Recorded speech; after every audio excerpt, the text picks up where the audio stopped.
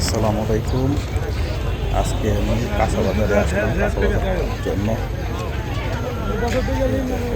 যে অবস্থা আগের চেয়ে সবজির দাম একটু বেশি বাড়ছে। রোজার ভিতর হচ্ছে সবজির দাম যে অনেকটাই আম কত করে? এখন সবজির দামগুলো আরেকটু বেশি বাজারগুলো যে দেখলাম এবং আমটা দেখলাম, এই আমটা চাচ্ছিল হচ্ছে 120 টাকা কেজি।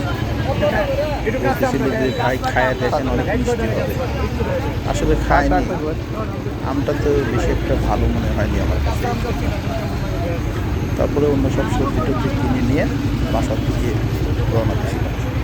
এই সবজির বাজার আর অনেক গ্যাদারিং জ্ঞানজাম।